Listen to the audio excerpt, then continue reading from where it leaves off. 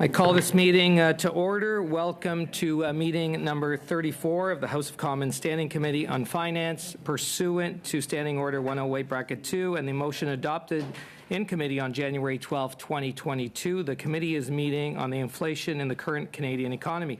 Today's meeting is taking place in a hybrid format pursuant to the House Order of November 25th, 2021. Members are attending in person in the room and remotely using the Zoom application. The proceedings will be made available via the House of Commons website so that you are aware. The webcast will always show the person speaking rather than the entirety of the committee.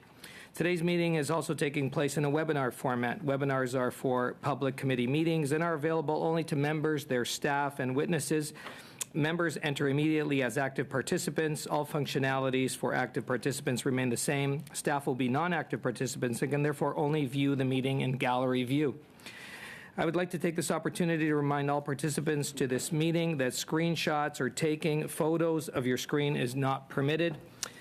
Given the ongoing pandemic situation, in light of the recommendations from the health authorities, as well as the directive of the Board of Internal Economy on October 19, 2021, to remain healthy and safe, all those attending the meeting in person are to maintain a 2-meter physical distancing, must wear a non-medical mask when circulating in the room, and it's highly recommended that the mask be worn at all times, including when seated. Must maintain proper hand hygiene by using the provided hand sanitizer at the room entrance. As the chair, I will be enforcing these measures for the duration of the meeting, and I thank members in advance for their cooperation. To ensure an orderly meeting, I'd like to outline a few rules to follow. Members and witnesses may speak in the official language of their choice. Interpretation services are available for this meeting. You have the choice at the bottom of your screen of either floor, English, or French. If interpretation is lost, please inform me immediately and we will ensure interpretation is properly restored before resuming the proceedings. The raise hand feature at the bottom of the screen can be used at any time if you wish to speak or to alert the chair. For members participating in person, proceed as you usually would when the whole committee is meeting in person in a committee room. Keep in mind the Board of Internal Economy's guidelines for mask use and health protocols. Before speaking, please wait until I recognize you by name. If you're on the video conference, please click on the microphone icon to unmute yourself. Those in the room, your microphone will be controlled as normal by the Proceedings and Verification Officer. When speaking, please speak slowly and clearly. When you're not speaking, your mic should be on mute. A reminder that all comments by members and witnesses should be addressed through the chair. With regard to a speaking list, the committee clerk and I will do the best we can to maintain a consolidated order of speaking for all members, whether they are participating virtually or in person. The committee agreed that during these hearings, the chair enforced the rule that the response by a witness to a question take no longer than the time taken to ask the question. That being said, I request that members and witnesses mutually treat each other with respect and decorum. If you think the witness has gone beyond the time, it's the member's prerogative to interrupt or ask the next question, and to be mindful of other members' time allocation during the meeting. I also request that members not go much over their allotted question time. Though we will not interrupt a member's allotted time, I'd like to keep you informed that our clerk has 2 clocks to time our members and witnesses. I'd now like to welcome today's witnesses. As an individual, Hilliard Macbeth, author and investor advisor. From Acorn, Canada, Sarah Lunny, a member for the New Brunswick chapter. From Canadian Real Estate Association, Michael Bork, Chief Executive Officer, and Sean Cathcart, Director and Senior Economist, Housing Data and Market Analysis. From Force Jeunesse, merci, mon ami. Force Jeunesse, we have Simon Telles, President. And from Marquee Developments, we have Jennifer Keesmat, who's a partner there. And from the Maytree, we have Elizabeth McIsaac, who is president at Maytree. And just before we go to opening remarks by witnesses, at the end of the meeting, members, we will leave 5 minutes or so for the adoption of the subcommittee report that was distributed Friday at about 4:34 p.m., along with a draft work plan. So all members should have received that. And now we'll go to our first witness for opening remarks, and Hilliard Macbeth for 5 minutes, please. Thank you. Thank you for this invitation to contribute to this very important work, tackling the question of what to do about inflation. I am here as a private individual and author of 3 books on finance. I also work as an investment advisor and portfolio manager with one of Canada's largest independent wealth management firms, and I'm now in my 43rd year of doing that work. My first book, called Investment Traps and How to Avoid Them, warned of the stock market bubble in 1999. The second and third publications came out in 2015 and 2018 as first and second editions of the book, When the Bubble Burst, Surviving the Canadian Real Estate Crash. People have noticed that it has been 6 years since the first edition was released, and the housing bubble keeps getting bigger and bigger. Does that mean that the bubble will never burst and my thesis is wrong? I like to explain it this way. I am not going to be wrong about the housing bubble bursting, but I am very early. I wrote books on housing bubbles because I kept hearing from my clients and others that housing prices will always go up. As an investment professional, I get nervous when people become so certain about an investment, but especially one that involves borrowing so much money. And each year, more people were getting themselves and their children heavily invested in housing. By 2010, the housing bubble was well on its way. And since the brief COVID-19 recession in 2020, it has become a full-blown mania, probably unsurpassed anywhere in the world. I see parents and grandparents putting a secure retirement at risk by gifting large down payments to their offspring, co-signing huge mortgage loans, and buying second and third properties often used to provide housing for their children at little or no rent. Well, this will be fine if house prices never drop. It will be a disaster if we see a crash as happened in the US, Ireland, and Spain during the global financial crisis. The topic today is inflation, not housing bubbles. But there is an important connection between the two. When people say inflation, they usually mean the consumer price index. In my research, I found there is a complicated relationship between the CPI and house prices. House prices in Canada have, on average, have grown at more than 7% per annum over 22 years. This means a 4 to 5-fold increase in total. In dollar terms, the $200,000 house in the year 2000 is now costing about $800,000 to $900,000, even more in Toronto and Vancouver. This is obviously inflation, and the CPI considers the cost of housing as its most important component. In the CPI, shelter costs, as housing costs are called, are weighted 31%. But while house prices increase at 7% or more per year, the shelter component of inflation increased by only 2.6% per annum. It might be a surprise to learn that the CPI does not include house price purchases when calculating inflation. To illustrate this, I distributed a chart to members of the committee that shows 7 indexes, a very busy chart. The chart shows house prices in Vancouver, Toronto, and the Canadian average house price, as well as outstanding household debt. The chart also shows the median after-tax income, CPI, and shelter costs. All data series are rebased to start at index level 100 in the year 2000. In 2022, house prices and household debt are all well over 400, with Vancouver over 500. But the shelter cost index has increased to only 175, while CPI and after-tax median income are both just under 200. So house prices more than four-fold increase, shelter costs less than 2-fold increase. So if house prices followed the shelter component of CPI, that $800,000 or $900,000 house today would cost only $350,000. Now that would be nice, at least for the first-time buyer. Instead of house purchase prices, the CPI uses a monthly payment approach to shelter costs.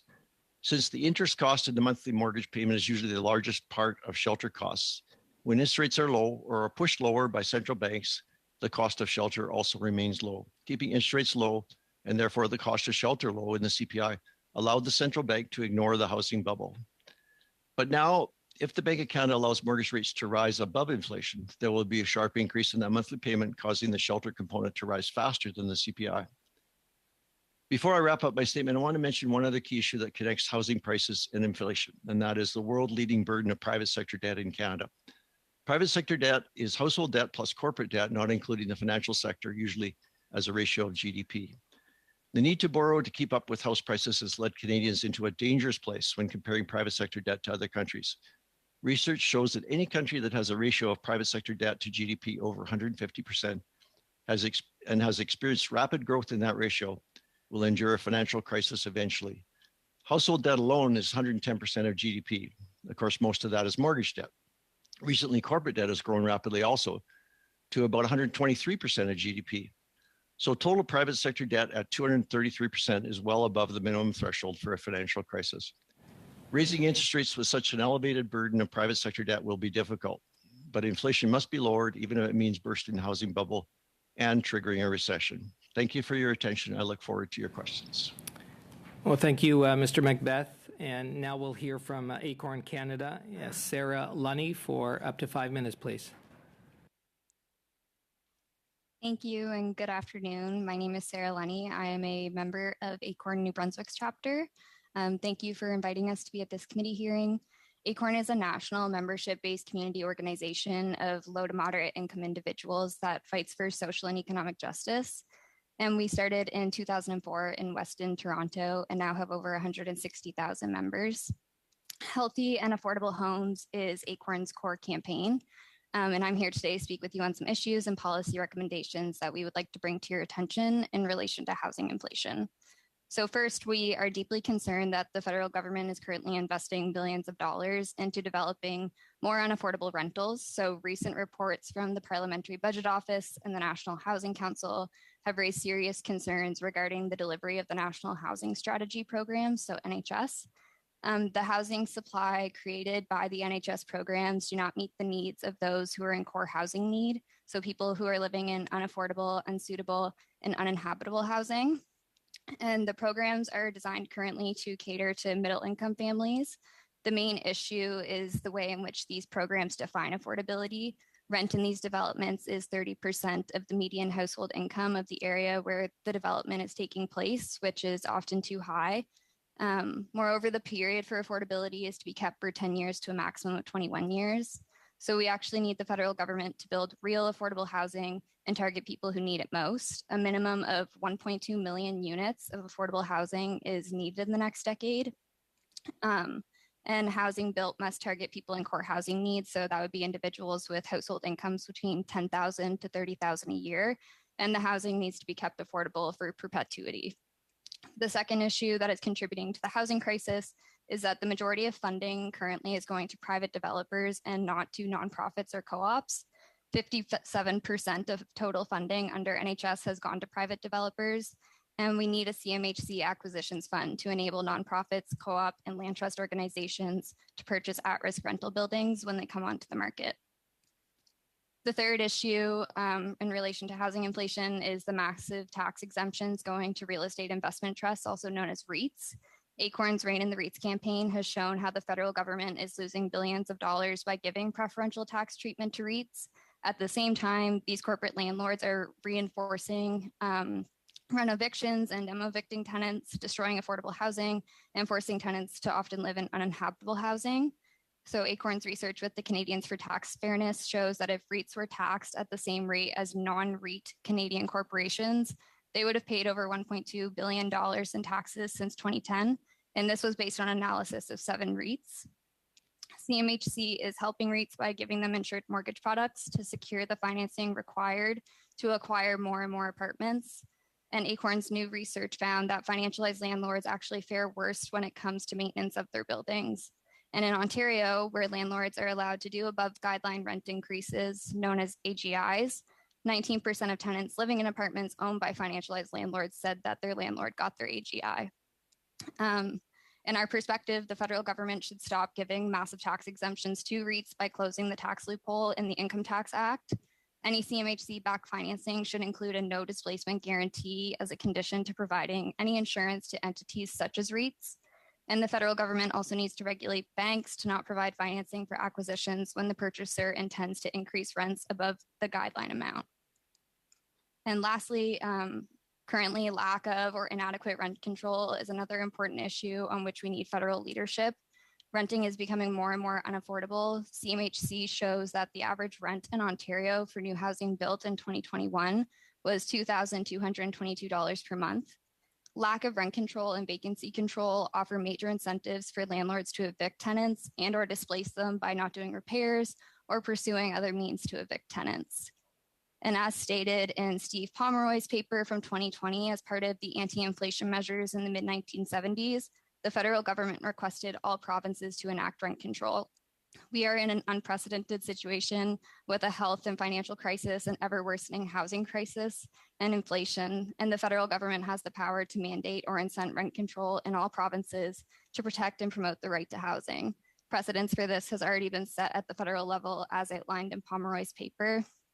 And there is mention in the mandate letter of the Minister of Housing regarding amendments in the Income Tax Act to discourage landlords from jacking up rents post-renovation, but there's no mention of eviction for so many other reasons that is not because of renovation. I'd like to close out by saying that there are still tens of thousands of tenants who have been evicted or at risk of eviction due to accumulated rental arrears during the pandemic. We have asked for the federal government to implement a rent relief program for people who are falling through the cracks since the pandemic began, and we still believe that the federal government needs to act on this. Thank you very much for having us today, and I look forward to your questions. Well, thank you, Ms. Lunny. Now we'll hear from the Canadian Real Estate Association, Michael Bork and Sean Cathcart. 5 minutes, please. Good morning. Thank you for inviting the Canadian Real Estate Association today. In a moment, you'll hear my colleague, Sean Cathcart, provide some pretty clear evidence that the supply of new homes is not even close to keeping up with demographic changes and population growth as it did in the late 80s and early 90s. Until we understand how significant the supply deficit is, how pernicious the problem is with respect to new construction, and how we need to take a radically different approach across the board, we will continue to see significant housing inflation. It should come as no surprise that with housing becoming a scarce asset, prices will continue to increase. There are many reasons for the inadequate supply response, and these have been discussed at length. NIMBYism, red tape, high fees, delays for permitting at the municipal level being the main ones. I believe we need to focus in 3 areas. First, federal, provincial, and municipal collaboration, including conditions attached to infrastructure spending to encourage faster permitting, more open zoning, and reduced fees and other impediments to new construction. Second, we must transform available land currently held by all levels of government into housing that meets the needs of citizens across the housing spectrum. And third, we need innovation. We need to accelerate efforts to build homes using modern technology and tools to speed up the process. We also need innovative approaches, such as when the federal government created the town of Ajax after the war to accommodate returning servicemen and women. My main message for the committee is that housing inflation will persist until there is a collective realization that we need to lend a great deal more urgency to the creation of new housing supply and start to take a radically different approach. Over to Sean. Thanks very much, Michael, and thanks to the committee for this opportunity. Now, I'm an economist, I'm an analyst. I've been making the housing data that we all are talking about for 18 years from my desk and seasonally adjusting with StatCan. I'm a chart guy. I believe that a picture's worth 1,000 words, and I understand that I distributed a slide deck here that's not able to be shown. Just ask the clerk or the chair, is it okay if I sort of take a bit of an analog approach and show it like this? Would that be okay? Yes. Yeah, it has been circulated to members. They have received it, and if we Okay. can't put it up on the screen, it won't be seen. No, it won't be seen Okay. if we put it up on the screen. Okay, I'm just going to hold it up and hopefully that works, okay? So I know that Scotiabank appeared before this committee and was talking about dwelling units per capita. It's such a meat and potatoes, easy starting point for this problem. A number of people that need somewhere to live and the places that we have available for them, not necessarily available in the marketplace, but just existing is the logical starting point. And so if you look at chart 2 of the slide deck that I've shown, it's kind of hard to see there, but the distribution of Canada's population by age is very uneven, okay? So 50 years ago, the median age of this country was 25. So half the population were not likely to be homeowners, not likely to have a place of their own. But as time has gone on, and we look at 2021, I know that this is hard to see, but you can see that we are very much a middle-aged population now. So you've got your boomers, your Gen Xers, and your millennials all through into past their 30s, but not sort of elderly, which creates a huge under the surface demand for what would be called headship rate, I suppose, or having a place of your own, wherever that is on the housing continuum. And if you look at what we've been building over 50 years as well, this is CMHC data. Hopefully you can see it if you're following along at home. The yellow is apartment units. And so that's the majority of what we're building these days. Fewer single low density homes for the last 20 years, which is fine. But for anyone following along on their slideshow, in the middle of that chart, appropriately, is your townhomes and semi-detached homes, what's called medium density or missing middle. That term was coined 10 years ago, and it's still as missing as it's ever been. And so we can't go around calling everything units and saying we're building enough units when you've got an increasingly middle-aged society and you're building more and more little tiny condos. And so what happens is the data that we track in the existing home market, the inventory gets all absorbed because it's, to some extent, some subset of that is available every year. And with, when you're getting 5 and 10 offers on some of these places, the demand is much stronger than the sales that we can count. And what happens is the overall supply of listings. So if you were to go on realtor.ca today and look for a home for sale, there's fewer pins on that map than there's ever been today. And that is the major supply issue that we have, and it keeps falling. And so that's out of a record housing. Mr. Cathcart, thank you. Or if you could wrap up. Yeah, I'll wrap it up. Yeah. I'll wrap it up. So tightest market conditions ever and the strongest price growth we've ever seen in Canada right now as of data published a week ago. Thank you. And you'll have a lot of opportunity during question time to answer those questions and give more color to what you're saying. We have Force Jeunesse now. We have Simon Telles for 5 minutes, please. Merci beaucoup, monsieur. Thank you, Mr. Chair. Members of the committee, it's a pleasure for me to be here with you today. First, I'd like to introduce myself. I'm Simon Telles. I'm a nonprofit lawyer, but I'm here representing Force Jeunesse today. This is a nonprofit organization that is composed of young people from various backgrounds. It's nonpartisan, and the goal is to advocate for the rights and interests of youth, to ensure intergenerational equity in public policies, and to promote engagement in the place of youth in decision-making. Today, we're here to talk about financial insecurity among young people. The country as a whole is grappling with an increasing cost of living. We decided to look into the impact of inflation on young people, as you will see, are particularly vulnerable group for various factors. So what we did is we compared inflation with data on changes in average wages, and we found that purchasing power for Canadians has declined in the last year. Inflation is at about 5.1% in the last year, and salaries have only increased by 3.4%. So it's clear that the increase of income in the general population is not sufficient to compensate for the increase in cost of living. I would like to draw your attention to the impacts of this on those aged 15 to 24.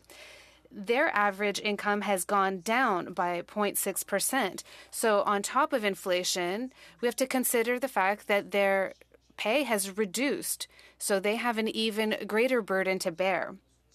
We need specific measures to help this group of the population. As for unemployment, the situation is no better. The unemployment rate is about 5.5% in the general population, and it doubles among 15 to 24-year-olds at 10.9%. This is the highest unemployment rate of all age groups. So why are young people particularly affected by inflation? Well, half of them, according to Statistics Canada, work only part-time.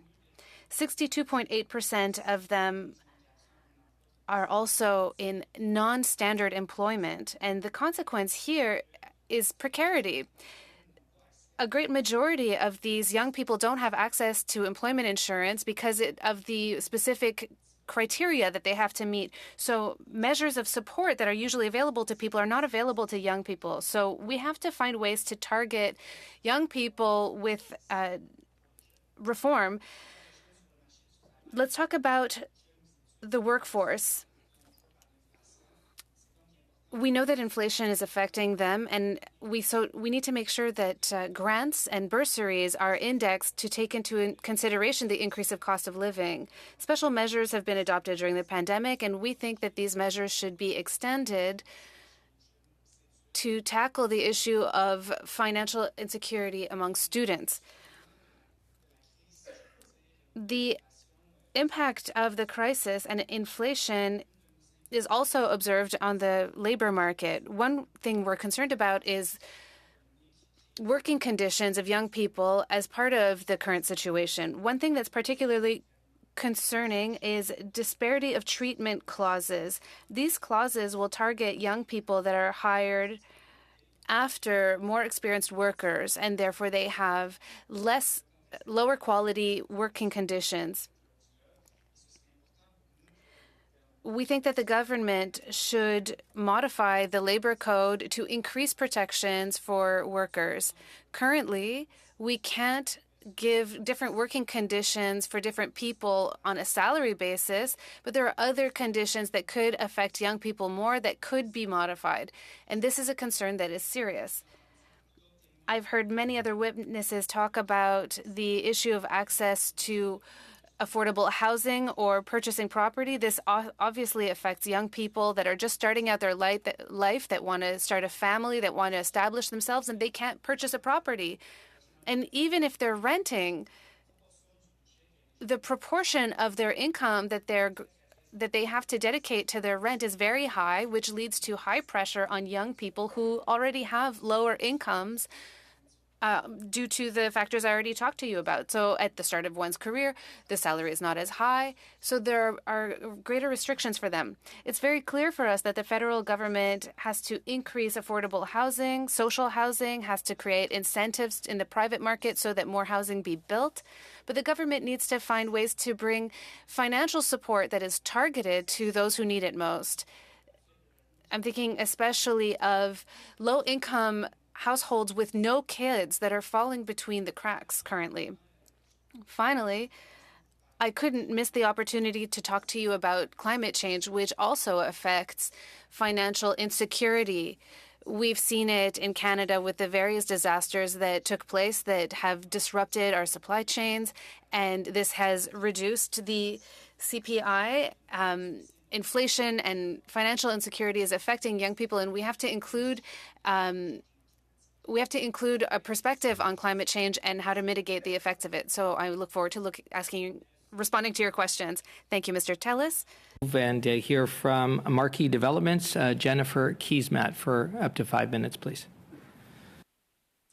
Hello, honorable members. I'm thrilled to be here with you today, and you're going to see that my presentation picks up on a series of themes that have been introduced by others in the context of their deputations. What I'd like to do is put on the table a tangible solution to addressing the housing supply issue, as well as the cost of housing that we see in the Canadian context, by looking specifically at how we address taxation. We know that Canada's housing system is broken. You've heard that again and again this morning. We see it every day in the newspaper, but this is facilitated partly by government policy that this committee can address.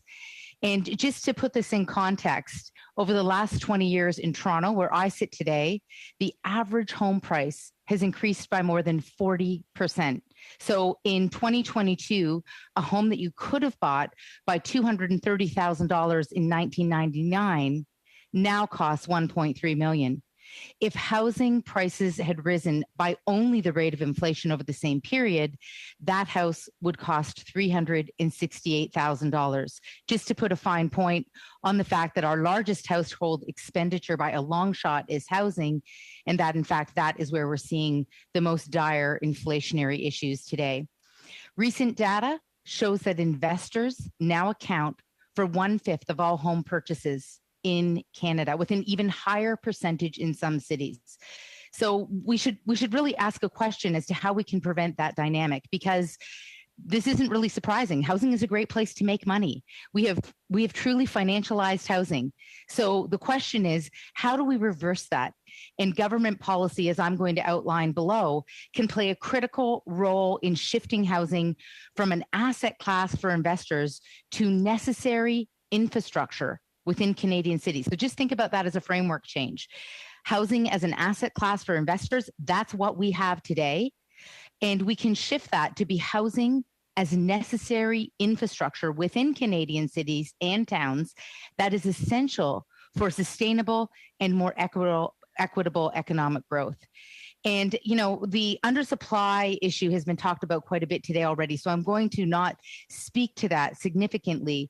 But for example, just in Toronto alone, we have a rental stock that must expand by more than 50,000 new rental units over a 2-year time frame, and by more than 10,000 in each Vancouver and Montreal over a 2-year time frame. But just to give you a sense of the magnitude of the gap, we are currently building approximately 4,000 units a year. So not only are we already in a deficit situation when it comes to housing supply, but that is only getting worse. Over the decades that we've been talking about this problem, it is getting exponentially worse on an annual basis.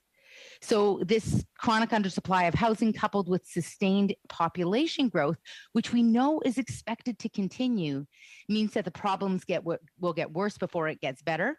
And we need substantial interventions. So I'm going to speak today about a specific intervention, 2 specific interventions. I also just want to say that high immigration levels are essential to economic growth, but will worsen the housing affordability crisis if we do not engage in a significant housing building boom, and in particular, affordable housing. So what I'm putting on the table today, specific recommendations related to new supply and in particular, affordable supply. We want to discourage housing being used as a financial asset for investors, and we should differentiate this from owner-occupied housing as a financial asset. And we also want to drive down costs of construction by redirecting the construction industry to less expensive market rate housing, which is being used by investors, and more towards the delivery of affordable housing. So the first recommendation is that we need to create a tax that will tax capital gains in housing as you would employment income. So as it stands today, we know that investors are not taxed as employment on condos. This is why it's such an alluring business model. But we can fix that. And we can fix that by shifting the way taxation takes place. So the revenue from this taxation could be used to incentivize and subsidize affordable housing. It would likely create a recalibration within the marketplace that would take a couple of years, but then our construction industry would be focused on building affordable housing as opposed to building an asset that is a financial tool that primarily delivers incredible returns rather than providing housing for Canadians. The second critical recommendation is establishing a program or a suite of programs to incentivize the creation of new affordable housing supply. In particular, a specific example of this would be HST forgiveness on affordable units. I'll give you an example of a project that we're working on where the project pro forma is not viable. We would like to build 25% affordable housing. The project pro forma included an estimated 18 million of HST revenue. A simple forgiveness of a portion of the HST on this project would tip the project back into viability. Moreover, the fact that the project is not viable without some sort of incentive means it will not move ahead as is, which means it will not kick. If you could start to wrap up, Ms. Keesmaat, please, 20 seconds. Absolutely. It will not kick off the 18 million of HST revenue modeled in the pro forma, and this in turn means that the federal government were to forgive the HST or provide a grant in the amount of 8 million, it would actually be a revenue positive scenario for the government in terms of tax revenue. Thank you very much. Thank you, Ms. Keesmaat. And we're moving to hear from the Maitri, and we have Elizabeth McIsaac with us for 5 minutes, please. Thank you. And thank you for the invitation to present here today. I'm speaking to you from Toronto, which is covered by Treaty 13 with the Mississaugas of the Credit and on the traditional territory of many other nations. My name is Elizabeth McIsaac. I'm the president of Matry. We're a private charitable foundation that works to advance systemic solutions to poverty and strengthening civic communities. We believe the most enduring way to fix the systems that create poverty is to ensure that economic and social rights are respected, protected, and fulfilled for all people living in Canada. At Matry, we've focused our policy and research efforts on income security and housing. As the committee undertakes its study of inflation in the current Canadian economy, I want to focus my remarks on two elements of that study: the rising cost of housing and the rising cost of food, and how these impact those who experience poverty. For people who are living in deep poverty, by which I mean those whose income is less than 75% of what the Canadian government defines as the poverty line, the margins of a monthly budget are excruciatingly tight. Expenses to cover basic essentials, food and shelter often exceed income. Even a slight cost increase can cause significant hardship and risk to life and to dignity. Results from a survey of food bank users tells us that the food bank clients on average spend 53% of their monthly income on rent and 20% on food. As prices in these two categories soar, there will be no room to maneuver, particularly when the total monthly income is less than $1,000. And when it's less than $1,000, you can imagine every percentage point counts. Welfare incomes in Canada, which include social assistance and income-tested tax credits, are inadequate and stagnating. In fact, the real value of social assistance and disability benefits has been falling steadily in some jurisdictions like Ontario. And while benefit rates increased slightly in 2020 as a result of pandemic-related benefits, these benefits were not extended into 2021, and so it is likely that social assistance recipients will have had a decrease in their welfare incomes in 2021, and also as we go into 2022. To be clear, though, the additional benefits that were available to people on social assistance were minimal. People receiving social assistance were still living well below the poverty line and in what is called deep poverty. When we combine this reality with the current and projected inflation, without additional support, the level of poverty people will experience will only deepen going forward. As is common knowledge, and as you're hearing from across this panel and others that you've been listening to, we're in the midst of a housing crisis. But for whom this is a crisis and at what cost depends on who you are and what your income is. The rising cost of rent is leading to significant housing insecurity, and I would like to focus on the very affordable end of the housing spectrum, where we indeed have the most serious crisis. According to analysis by Steve Pomeroy, between 2011 and 2016, the number of private rental units affordable to households earning less than $30,000 per year, that is, rents below $750, declined by 322,600 units, a trend that is continuing. At the same time, investments in the affordable housing program, together with unilateral provincial initiatives, mainly in BC and Quebec, have added fewer than 20,000 new affordable units. So the math is this: for every one new affordable unit created, 15 existing private affordable units were lost. This is in the very deeply affordable category. Even at $750, for the record, when the average social assistance across Ontario is $1,000, it doesn't leave a lot of wiggle room. The policy and program tools currently in use relegate our efforts to develop affordable housing moot. We're losing more affordable housing units than we're creating. Deep affordability in the market requires government intervention. There is not a market-only solution for this. Enabling the development of affordable supply through programs like the Co-Investment Fund is necessary so that social housing providers and developers are able to leverage this opportunity.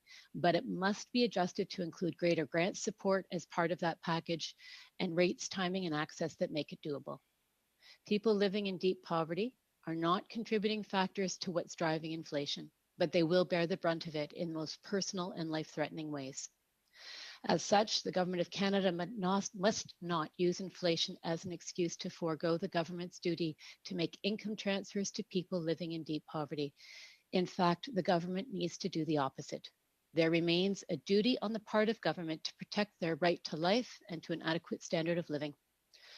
With respect to housing, this government has already expressed its intention to increase spending on housing as part of its national housing strategy. This is essential. But within this investment, it will be imperative that deeply affordable housing and the human right to housing are prioritized. The lack of focus on developing deeply affordable supply has been acute and severely damaging. Thank you for your time this morning. I'm happy to answer questions that the committee may have on the impact of inflation on people living in poverty and the opportunity for governments to address this. Well, thank you, Ms. McIsaac, and to all witnesses for your opening remarks. We are moving now to our first round of questions from members. In this round, each party will have up to 6 minutes to ask questions of our witnesses. We're starting with the Conservatives and have MP Stewart up for 6 minutes. Thank you, Mr. Chair, and I'd like to thank all of our guests for being here today. Special note to Ms. Lunny from New Brunswick, my home province. Nice to have you here today as well. My questions this morning will be for Mr. McBeth.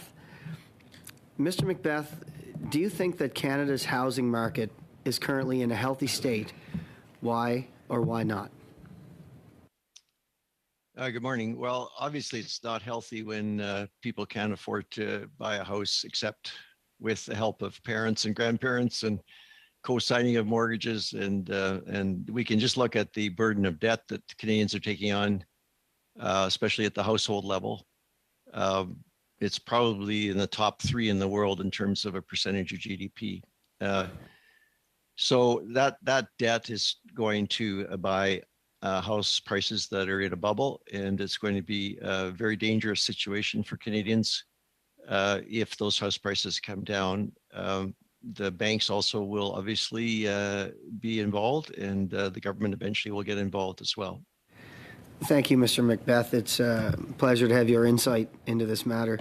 I mean, I've seen it in my constituency, and we've all heard the horror stories of the 30-year-old Canadians living in their parents' basements who can't afford a home because the typical home cost is now up to $868,000, just as an example.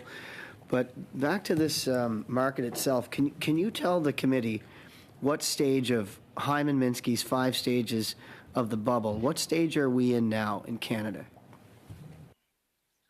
So Minsky was an unorthodox economist that didn't get much play, but when the global financial crisis hit, of course, people started calling what happened a Minsky moment, which is a Minsky moment happens when the lenders discover that the borrowers cannot repay their loans. In fact, they cannot even repay the interest on their loans. So up until that point, the lenders are happy to continue to provide credit, in this case to the real estate market. But at some point, they discover that many of their borrowers are about to default, and that brings on the crisis, which, the stage that you're referring to is actually called the Ponzi finance stage, and that refers to when the lenders have to lend money, not just more money for purchases, but they have to lend new money just so that the borrowers can make their payments on their existing loans. Thank you, Mr. McBeth. Can you explain what you expect will happen to the Canadian housing market and how this will impact our general economy? Well, my thesis, and as I mentioned, obviously, I was early in bringing this to people's attention with the first edition of my book. My thesis is that the housing market has to correct back to the trend line. The research done by Jeremy Grantham shows that all bubbles burst and all bubbles correct back to the trend line or lower. So the trend line in Canadian housing would be a pretty severe correction in the 50% range. Now, when I say that, people gasp, obviously, but the correction in the US in 2008, 2009 was 38%, and their bubble was much smaller than the Canadian bubble. It took 4 years. The peak was in 2006 in prices in the US, and the prices bottomed in 2010. And by the way, they now have recovered back to the original 2006 prices in the US, but that took obviously 12 years. Is that right? 12 years? Yes, 12 years to accomplish. So that would be the model. That would be the template. But I would also mention too, though, that the Canadian housing bubble is much more exaggerated than the US bubble was in 2006. Thank you, Mr. Macbeth. I've always enjoyed history, still a student of it each day if I can be. One thing that is certain is history often repeats itself. Knowing that this isn't the first time in Canada that we've been in this situation, can you tell the committee what are the similarities and differences from the 1980s and 1990s housing crash and what we can do to mitigate our damages as a country, and any advice to the government? So the most comparable period, we talk about it. We're here for inflation, and the most comparable period for inflation would be in the late 70s, and which happens to be when I started working. In my first job, I didn't have my license to sell stocks as a stockbroker, so all I could do was Canada savings bonds. And in 1978, they were at 9.5%. And in 3 years later, they topped out at around 19.5%. Volcker got appointed in August 79 when inflation was 11%, and he eventually raised rates to 20%. Now, I'm not saying that those actual numbers are going to be reached, but obviously with inflation in Canada at 5 to 6% and inflation in the US approaching 8%, and as I mentioned in my presentation, the rise in mortgage interest rates is going to push the inflation rate higher. We are in a comparable situation when it comes to that, inflation, interest rates. However, the difference today is that there is a tremendously large amount of debt that's been taken on to buy housing, and that was not the case in 1980. With interest rates at 11%, eventually going up to 20%, the amount of money that the average person could borrow was tiny compared to the amount that people can borrow today. MP Stewart, that's the time. Okay. Thank you, Mr. Macbeth. Thank you. And we're moving to the Liberals. MP Baker for 6 minutes, please. Thanks very much, Chair, and thank you to all our witnesses for being here today. J'aimerais commencer. I would like to start with Mr. Tellis from Force Jeunesse. During your presentation, you talked about the challenges that young people are facing. You touched on many subjects. I would like to speak to you about purchasing homes. I agree with you. There are many young people that can't afford to buy a house. Here's my question. Do you think the government should adopt measures to make sure that young people can afford to buy their first house? Thank you very much for this question. Absolutely. We think the government should be providing additional aid for young people who are seeking to purchase their first home. If I could expand on what I said, we see that the programs that are currently in place to help people access their first property are not adapted to the reality of young people. For example, we can go draw on our RSPs to get a down payment on our first property, but the problem is that young people still haven't accumulated significant funds in their RSPs. So this theoretically facilitates access to property, but in actuality, it doesn't help very many young people. So I think the government should find ways that are more adapted to young people's reality to make funds available to develop construction projects that will allow young people to access property. There are all sorts of initiatives that exist where the costs of buildings is capped and controlled. So new construction buildings are protected against the increases of market rates. This allows people to access property without falling into the trap of speculation. So this is the type of project that we think would be interesting for the federal government to fund in order to help young people. Thank you. Are there any other suggestions or projects that you have in mind? With regards to access to property, we talk about financial measures. There are all sorts of general measures that could help everyone, including young people. For example, controlling foreign speculation on real estate, the occupancy rates of apartments that can be concerning. vacancy rates, that is. So if we're helping young people that are faced with unprecedented challenges, this is the best support we can offer. And let's also think about supporting rentals, because purchasing a home is something that some people can't even consider because they're still struggling just even to rent. So I think we could provide some targeted aid on that front. Thank you very much. I would like to continue. To ask a question of Ms. Kiesmat. Ms. Kiesmat, one of the things that I heard you speak about in your presentation was about the share of home buyers that is represented by investors. And forgive me if I noted this down incorrectly. I think I noted that you said 20% of home purchases are made by investors. Did I record that correctly? You did record that correctly. That's actually an estimate of the number across the country. It's estimated to be significantly higher in large cities like Vancouver and Toronto. Okay. And what are your thoughts on, do you have recommendations as to what various levels of governments could do to address that aspect of the problem?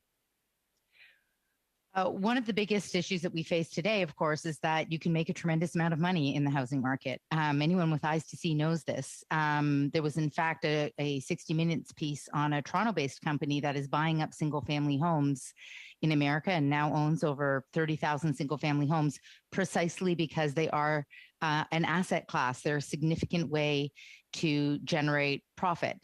So we need mechanisms in place that actually turn housing back into homes. And the suggestion that I've put on the table is that we actually tax investors who own homes as the revenue that they generate as income, which we do not do today.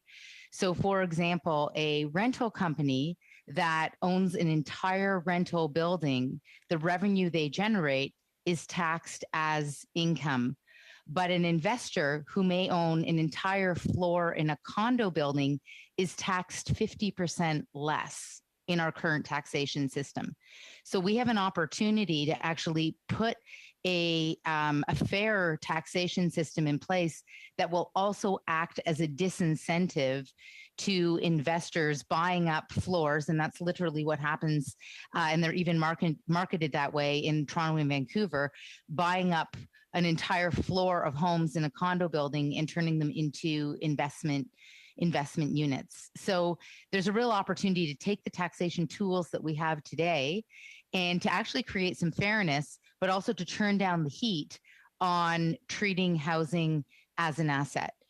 The second piece is with respect to incentivizing affordable housing and incentivizing the building of affordable housing by taking away the HST on affordable housing, which we found at Marquee Developments.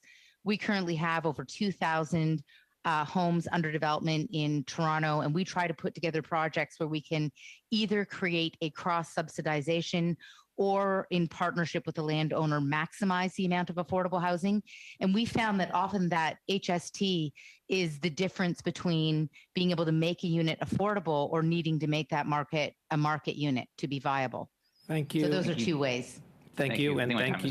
Yeah. And thank you, MP Baker. Yeah, that's the time. We are moving to the block, and MP Samari for 6 minutes, please.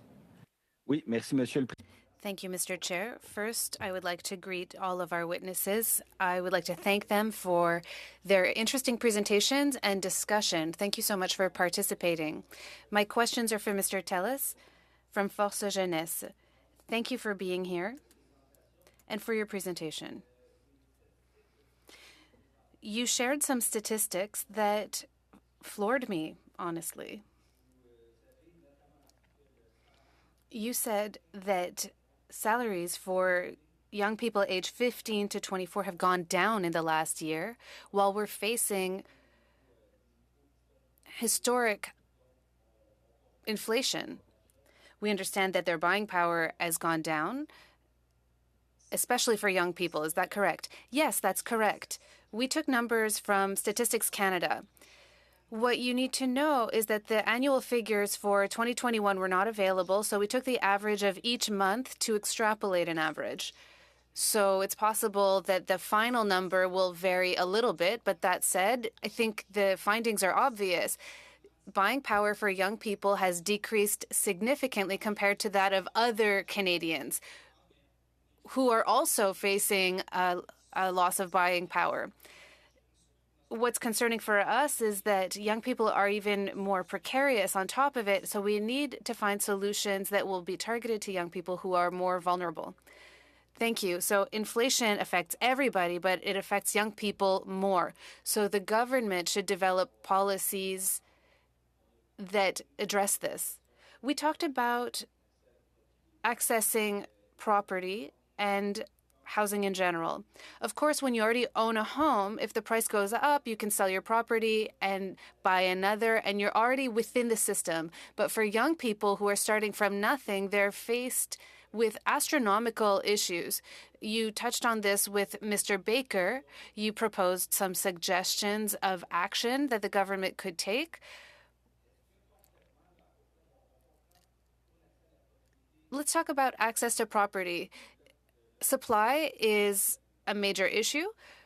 If we could increase supply, then prices would go down. But let's talk about young home buyers. They might have a cash flow issue. Can you talk to us about this?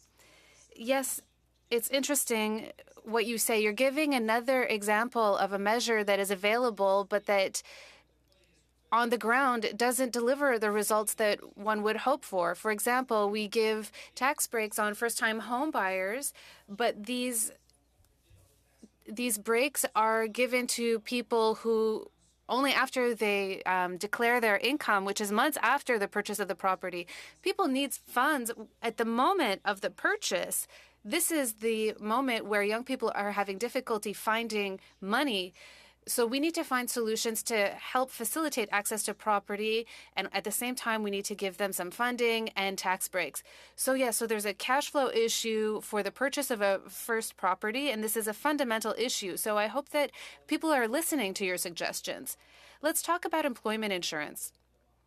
We know that in the mandate letter that the Prime Minister sent to his ministers, he commits to reforming employment insurance before June. Let's see if he can make it. But here we have concerning statistics.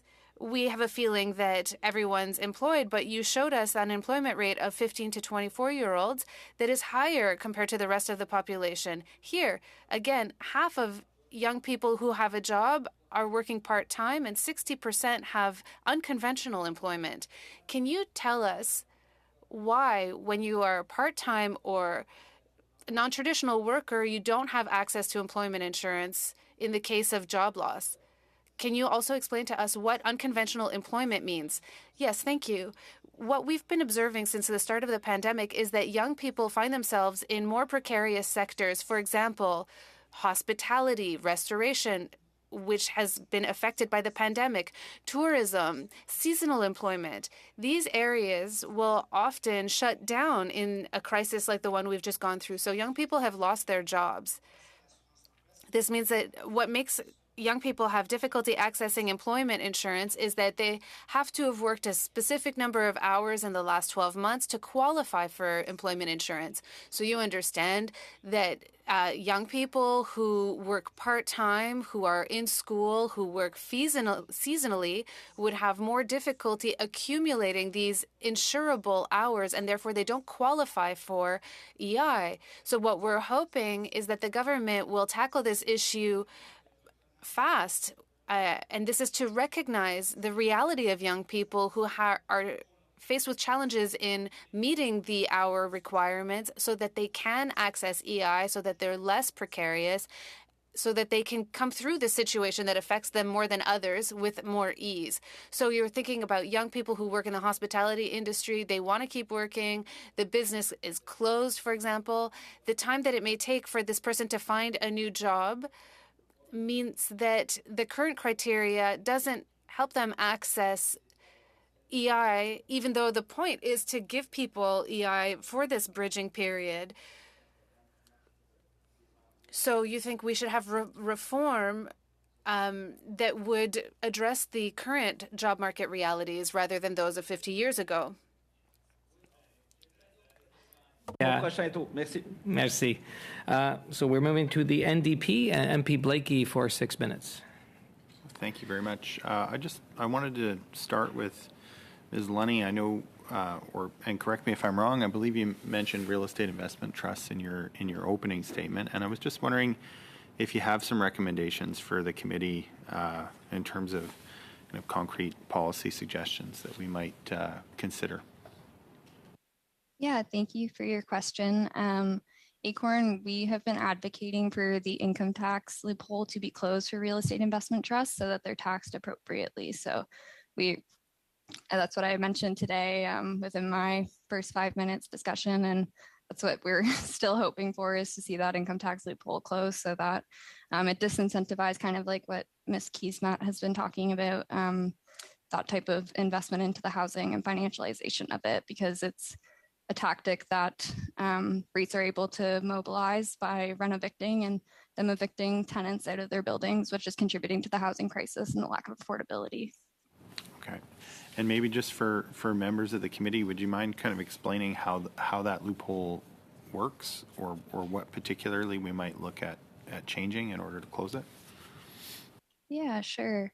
So unlike other income trusts in Canada, REITs actually enjoy preferential tax treatment provided by the Income Tax Act that exempts them from paying any tax at the corporate level or at the entity level. So recognizing loss in tax money due to the way that income trusts were taxed at the time in 2006, the Minister of Finance actually announced specified investment flow through SIFT and rules introducing at the entity tax level on publicly traded income trusts and partnerships. However, when they introduced these rules, it provided an exemption for REITs by mentioning that a specified investment through flow through SIFT trust is one other than real estate investment trust for a tax year that can be included. So that's basically how real estate investment trusts are able to get around the tax loophole. If you have any other questions on it in more detail, Acorn's happy to provide our research that we've done on REITs with the Canadians for Tax Fairness as well. So we can submit that to you. Right on. Thank you very much. And Ms. Keesmaat, on a similar topic, I just wonder if you could maybe elaborate a little bit for the committee on your proposal around capital gains. Is the idea that the capital gains inclusion rate would be 100% for all properties, or to the exclusion of the kind of lifetime exclusion on capital gains for principal residences? Could you give us a little more detail on your proposal around changing the capital gains inclusion rate? Thank you very much. The intent of the policy recommendation is to not solve everything, but to solve this problem that has emerged, which is an investor class that is not currently disincentivized through taxation. So I would recommend excluding principal residences for that reason, because principal residences obviously are homes, as opposed to homes that have been acquired for the purposes of generating revenue. So the specifics of how that taxation takes place is not something that I've gotten into detail, but what I wanted to highlight is that currently there is a tax incentive to be an owner of investor units in housing that could be mitigated through creating more tax fairness. And that tax fairness would involve taxing the capital gains on investor units. Thank you very much. Mr. Macbeth, I just wanted to circle back to you as well. You talked about how housing prices aren't included in the CPI. And so I just wondered, it seems to me we're in a curious situation where the CPI doesn't actually provide much of an early warning system for problems in housing affordability. And we might actually see, as house prices come down, we might actually see an increase in inflation according to the CPI as the monthly cost of maintaining a home goes up with higher interest rates. Is that a possible outcome, or have I misunderstood your testimony? So I didn't mention the decline in house prices as much as the interest rate on mortgage. So mortgage interest is the biggest component of the monthly payment for most people, depending on the amount of down payment they have. But let's assume it's a first-time buyer with the minimum down payment. So when interest rates rise, and they're already rising, by the way, interest rates have gone up a lot. Just as we're speaking here today, I was looking at the markets, and there's quite a change. So that's going to feed through into the CPI, and that's going to push the shelter component of CPI, which is the largest in CPI at 31%, is going to push that measurement higher. And for a long time, it's been too low because it was the mortgage rates were low and going lower. They got under 2%. I've heard people bragging they got a mortgage at 1.5%. It's unbelievable. So that actually made inflation look small. And at the same time, house prices were rising, but they didn't get reflected in the CPI. So now, in a perverse way, the Bank of Canada is going to be raising rates in order to get inflation under control.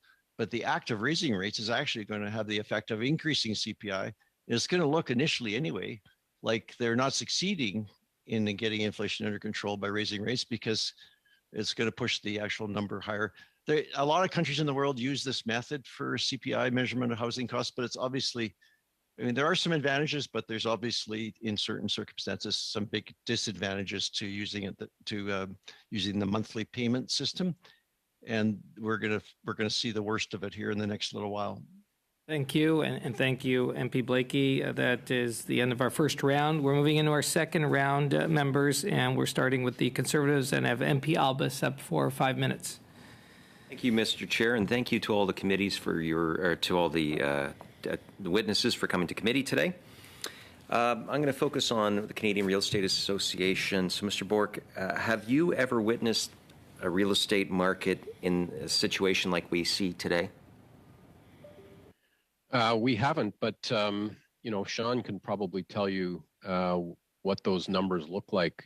Both on the supply side, we've not seen such a poor supply response considering demographic change and population growth. But he can quantify that for you.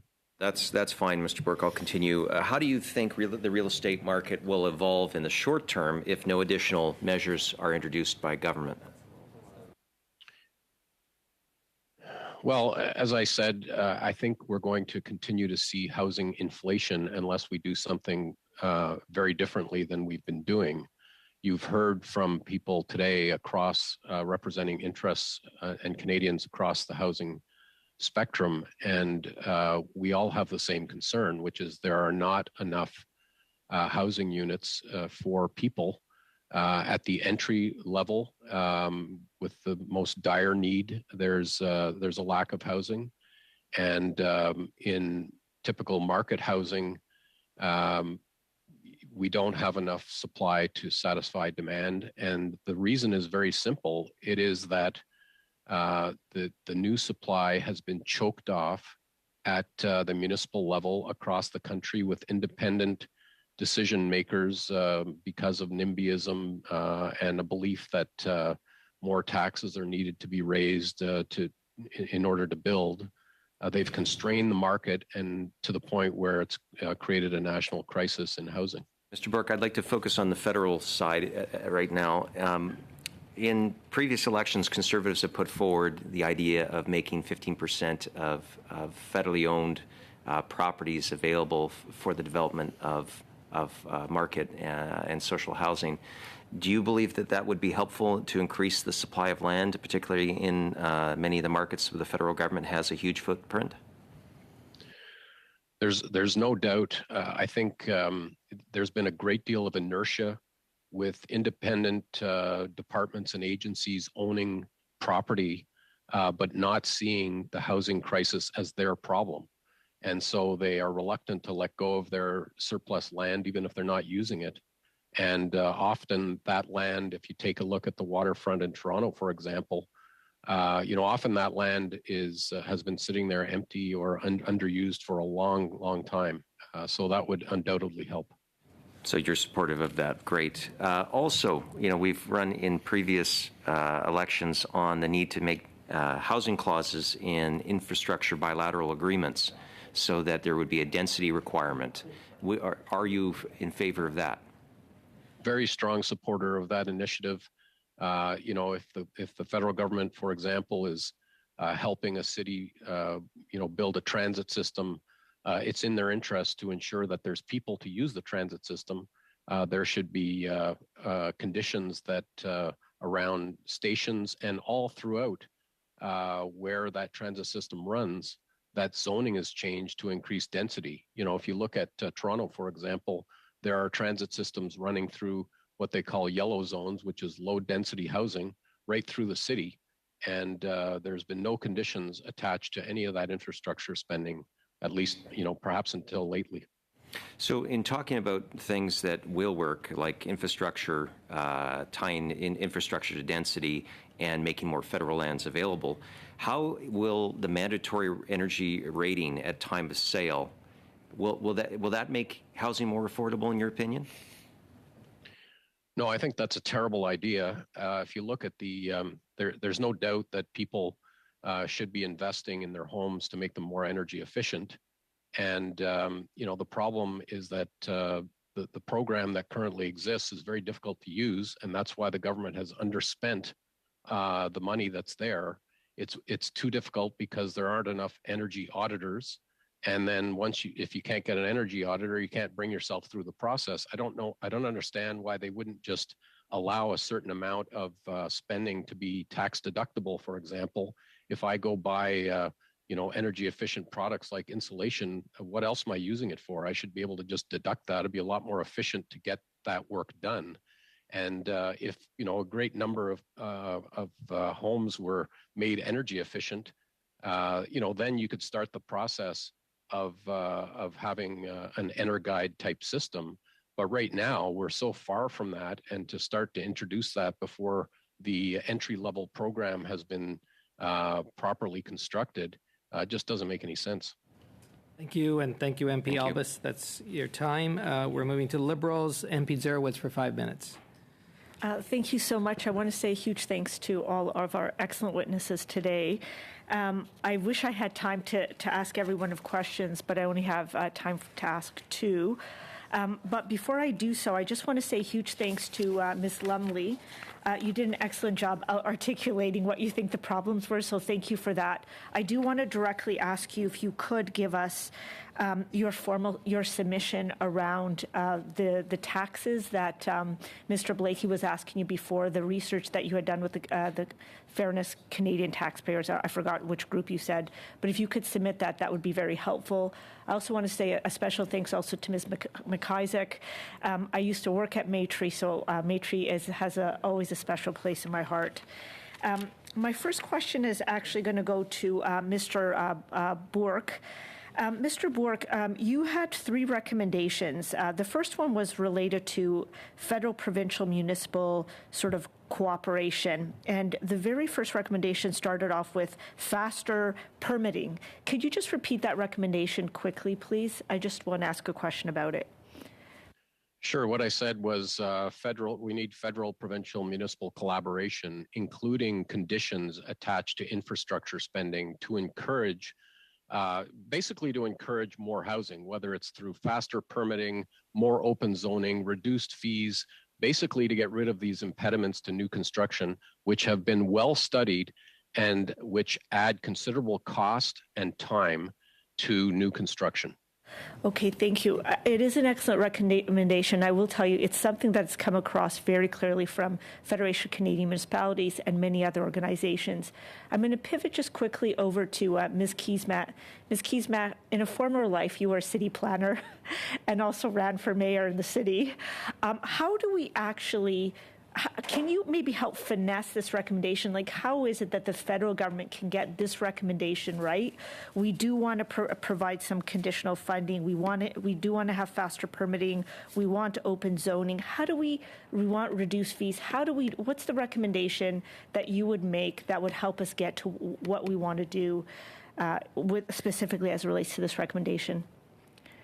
Thank you very much for the question, Minister. I'll build on the comments that were made by Michael earlier, because I think he hit on some critical and salient points around the role that the federal government can play in relation to municipalities. including when infrastructure funding comes forward, tying that infrastructure funding to density requirements, which does not happen today.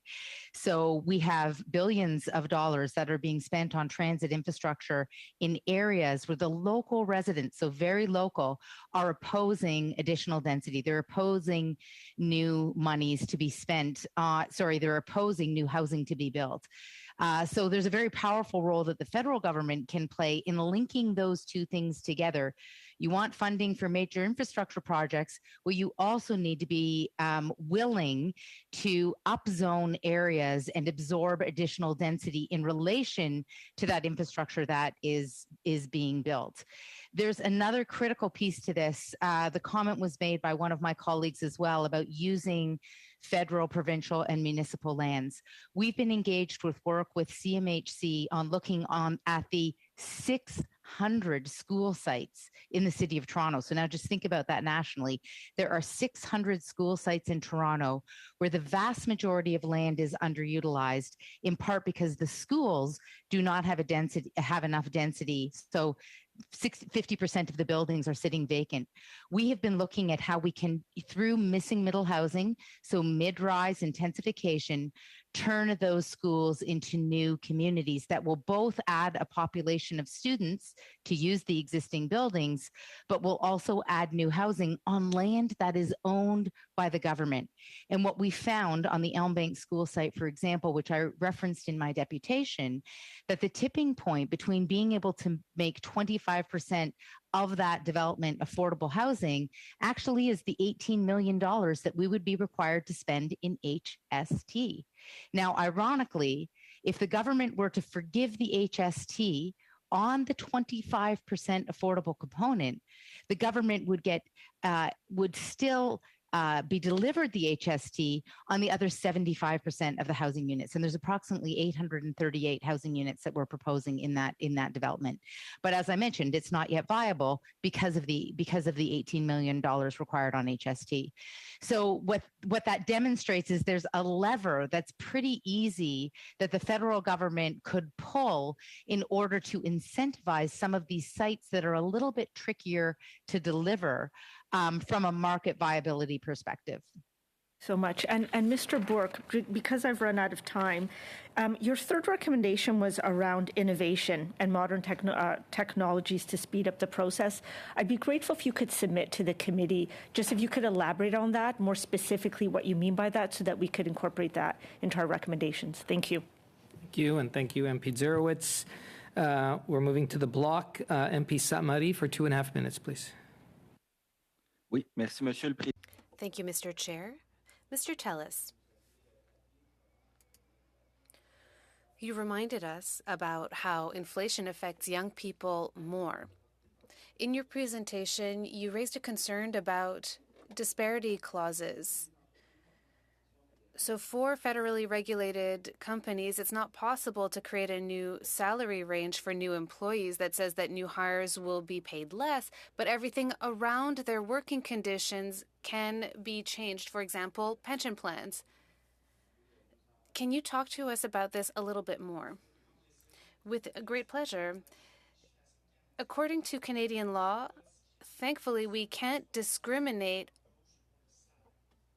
on the basis of hiring date with regards to salary. This was applied to the Canadian Labour Code in 2018, but there are peripheral working conditions that can be changed based on hiring date. So in today's climate, this encourages these types of conditions to be degraded for young people entering the job market later, even when compared to their colleagues that have the exact same job description. So changing this would help young people face this difficult situation. We know that it's possible to legislate on this. Something similar was done in Quebec. We introduced disparity clauses in Quebec for workplaces, and we think the federal government should take a page from Quebec's book in this matter. The federal government has already done it for salaries, but there are other working conditions that could be addressed, for example, retirement plans, etc. I think we need to work ahead to prevent this type of situation rather than trying to find solutions for problems later down the road. So instead, so let's find solutions before the problem becomes worse. It's very clear. Thank you very much. You talked about students and how we need to index scholarships and bursaries to the cost of living. This is very important. The bursaries and grants are set, but the expenses have gone up: food, transportation, rent. So Canadian scholarships that are granted to students need to take into consideration the cost of living, and that this temporary aid that was granted during the pandemic should be renewed until the situation changes. Blakey for 2.5 minutes, please. Thank you. So I just want to take a moment to kind of zero in on the question of social housing, sometimes called deeply affordable housing or deep affordable housing, or I think more explicitly just rent geared to income, where rents are actually calculated as a function of the income of the tenant, usually in the range of 25 to 30% of their income. And I just, if the witnesses will indulge me, I kind of want to go through the witness list and just ask if they think, kind of yes or no, there's any possible or meaningful market solution to the question of rent geared to income housing, or whether they think it's an area that requires active government intervention. So, Mr. Macbeth, I'll maybe just start with you. Do you think that there's a market for building rent geared to income housing in Canada? For sure, and it requires government intervention. Thank you. Absolutely. Thank you very much. Ms. Lunny. I don't know if I entirely understand the question. Do you mean should like the private market be building affordable housing? I'm asking if you think there's a business case for the private market to build rent geared to income housing, or whether it's a sector that requires active government investment. Yeah, it's definitely a sector that requires active government investment.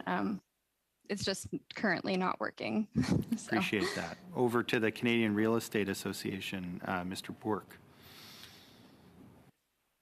Well, I think if, for example, land was made available from government, then the private sector, that they've already shown that they can do that. I think it's a little bit like our approach to climate change, and we say, do we need, nuclear, solar, and wind? The fact is, we need all of it, and I think anything that we can bring, we should. Okay, well, I'll be happy to come back to you in a moment for examples of rent geared to income housing delivered through the private sector. Monsieur Tellez, pensez-vous que... Mr. Tellez, do you think that this is an area where we need public intervention, or do you think there's a market for building social housing?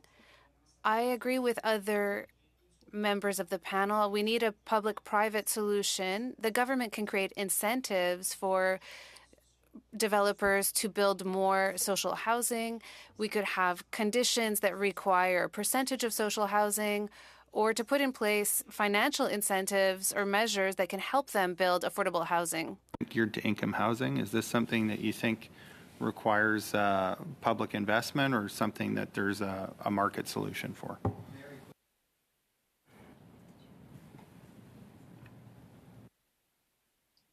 Sorry, I couldn't. It was crackling. Is that for me?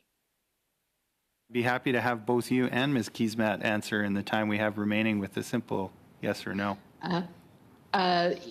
Government is required, but there are opportunities for it to be what we have already in places like with rooming houses where they're privately owned. But RGI, by definition, is a subsidy provided by government. So there has to be their involvement. What we also need to be mindful of is protecting what we already have that's in private hands, some of which is being gentrified. And I think the proposal for an acquisition fund that has been tabled is one solution. Thank you. Ms. Keesmaat, just a yes or no on that, please. Government is absolutely required. The market has created this problem. You. And I think that's all of them, MP Blakey. Yeah. And we're moving now to the Conservatives, MP Chambers for 5 minutes. Thank you very much, Mr. Chair. Welcome to our witnesses. It's been a fantastic discussion. We often wish we had more time with all of you to explore. I have a few questions. I'll start with Mr. Macbeth. When was the last kind of, large market housing correction in Canada? So the last time that the housing market corrected substantially in Canada was in the early 1990s, and interest rates went up to 13%, and there was an overall correction. I don't know exactly the percentage, but I think it was in the 20 to 30% range. One of the notable iconic events was the collapse of Olympia in York, the large conglomerate, because they had an enormous amount of debt. How long did it take for the market to recover from, that correction? Was it 5 years? Was it 10 years? When did prices kind of get back to where they were? I think that the prices in 1999 were similar to the prices in 1990. So it was a long period of lower to flat prices, and then this new bubble started to form shortly after 2000. And so we've had more than 2 decades of price appreciation, and in fact, a couple periods of time within this 2 decades, some very significant price appreciation without any real meaningful or large scale correction for a longer period of time, right? That's right. Both Canada and Australia escaped the corrections that happened in 2008, 2009, and those 2 countries have the most extended housing bubbles and house prices at this time. So it was considered lucky at the time, but I would say maybe it was unlucky that we didn't have a healthy correction in 2008, 2009. Have you ever seen debt to income ratios as high as they are in Canada? So no, the simple answer is no. The preferred measure I like is debt to GDP, and that there's a few developed countries in the world that are in the same category as Canada, but Canada's right at the very top of the list in terms of private sector debt.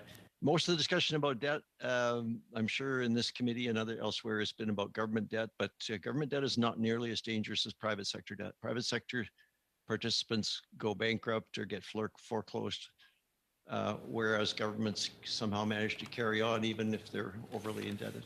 Okay, thank you very much. Turning to the Canadian Real Estate Association briefly, what's happened to development charges? Do you track development charges across the country or in particular markets over the last 10, 20 years? We don't follow them that closely. No, that would be more the home builders who would do that. Okay. What about, land transfer tax in Toronto? Do you know how much is it in land transfer tax in Toronto today for a $1 home? Again, we don't really track those metrics, except that we know that they haven't gone down, but Ms. Keesmaat would be able to answer that better than I can. Oh, sure. Ms. Keesmaat, what's the land transfer tax in Toronto? I don't actually know that off the top of my head, but I can speak to the development charges. Land transfer tax is actually similar, but what's happened with development charges, as municipal governments have been reticent to raise property taxes, they've been increasing the development charges to create a user pay model, which means the development charges on a unit can be upwards of $20,000 to $40,000, depending on the scale and the size of the unit, which is pretty much doubled over the course of the past 10 years. Thank you very much. Land transfer tax in Toronto is about $33,000 on $1 million property. That's double everywhere else in Ontario. Property taxes in Toronto are much lower on a kind of any measure you look at it. In other municipalities in Toronto, the city's actually subsidizing low property tax rates with an astronomical land transfer tax, and that hurts first-time purchasers, and even they have first-time buyer incentives, but it still only brings it down to about $25,000.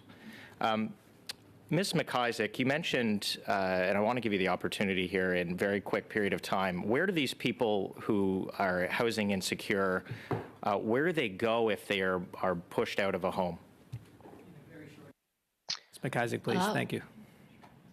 When people are pushed out of their home, depending on their own circumstances, there's not a one single answer to that. People go to friends and family. They have their social safety net, which is social capital. What we're seeing increasingly are people that are now making use of shelters.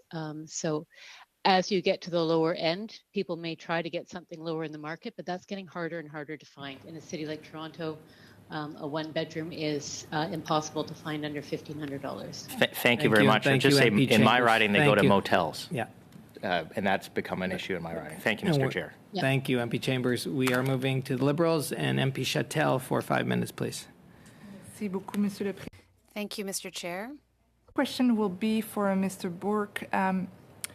We've talked a lot about housing and increasing the supply, but it seems that this conversation has been mainly focused on urban area. I wondered, what can you tell us about the challenges that many rural communities are experiencing, and especially during and post-pandemic, we see an increase of people going into smaller region in order to telework. But even prior to the pandemic, there was already a big housing increase. An increase of the price of housing, and especially rents, is very low in rural communities. So what can you tell us about the solution for rural communities? Well, that's a good question. The fact is that many people have moved and have migrated within Canada. There were over 350,000 Canadians that moved to different provinces last year, which was a significant record. And when you think back to the energy price collapse, a lot of people moved out of Alberta, but that's the only time we've seen as much migration to different provinces. And I think it's evidence that people are moving because they want affordable housing. And there was affordable housing available in those communities. And initially, that may have been seen as a good thing for many communities, because you would have young people returning to their roots, and that can add some vibrancy to small communities that maybe were lacking population. But at a certain point, that pressure, and especially the buying pressure, that the buying power that they have, puts pressure on the local community, so that individual renters get priced out of the market, and the prices overall go up. We've seen that across the country. From a policy standpoint, I think it's a good thing for people to move across the country, to move where there are jobs or where the conditions for living are better. But I think it shows also that the supply constraints that exist in big cities have also existed in other places where it is, for whatever reason, very difficult to build, and slow for the housing supply response to trigger in. And Mr. Bourque, on that, do you think that there will be new technologies that will facilitate the building of new housing in rural communities? Because the labor shortage is an extra layers of difficulties. People, experts, or builders are not traveling to rural communities to make big housing projects. So it's very difficult to build in rural. Any of the new technology, any hope there? Well, I think one of the recommendations we're making is that there really does need to be a lot more innovation. I always like to say that a carpenter could come out of a time machine from the 50s and go right into a housing project and start swinging a hammer, probably wouldn't feel out of place. And the fact is that we need to start building a lot more components in factories. We need to upgrade standards so that if a factory-built home can go into any community and meet the standard, so that it doesn't slow down the construction of those. This is something the federal government could be investing in. I think if we were a lot better at building homes using modern technology, then we'd not only help solve our own problem, but we'd have an exportable product. Thank you. And if I have one more minute, I have a question for Acorn Canada. There's a lot of regulation in the rental market, and it's usually provincial jurisdiction. But what do you think the role of the federal government could be in addressing rapid rent increases? But also, I'm interested in your views on the renoviction phenomenon. Thank you for your question. The first half I kind of outlined in my first 5 minutes. So there has been precedents actually set back in the mid-1970s regarding the federal government's role in inciting rent control from the provinces. So you could look to mechanisms that have been previously used to help get a rent control regime across the country. On the moving to the renoviction phenomenon, this is something that is actually very near and dear to my province, New Brunswick, where we see tenants en masse being renovated from buildings. And the issue of renovation can actually be a tactic used by corporations to increase profits. So by purchasing affordable units and affordable housing, they're then renovating tenants to reposition the housing on the market for higher income levels, which is depleting the affordable housing that we have left. And it's been contributing to the housing crisis across the country. And currently in most jurisdictions, there's a lack of regulations regarding rent control and also renoviction that kind of go hand in hand. Without rent control and vacancy control, it's an easier environment for large investors such as REITs to renovate tenants. But they actually outline within their shareholder reports that they use renovations as a mechanism to increase their profits, and therefore they're evicting tenants through that means. So thank you. And does thank that you, answer your question? Thank you very much indeed. Thank you. And thank you, MP Chattel. Members, we will not have enough time to do a full third round. So, but looking at the time, what we'll do is we will, as we usually do, we'll allocate 4 minutes, up to 4 minutes for each party for your last set of questions. And we'll start, because we need 5 minutes just at the end to go over our subcommittee report. So we'll start with the Conservatives, and I have MP Fast. Well, thank you very much. My questions are addressed to Mr. Macbeth. You said that the difference in today's housing bubble is that unlike the 70s and the 80s, there's an incredibly high rate of debt that's been taken on by homeowners. Am I correct in reading you? You also said that the central bank must raise interest rates even if that creates a recession and bursts the housing bubble. And that would result in a correction of up to 50%, perhaps more. Did I understand you correctly? Yes. So what rate of interest will be required to actually tame inflation and the current housing bubble? Great question. Nobody knows the answer to that question. I can tell you in the late 70s, when they brought in a new chair of the Fed in the US, Paul Volcker, he started raising rates when they were at 11%, and inflation was around 10% at the time. And for the next 2.5 years, he raised rates until they hit 20%, and then inflation started to come back down.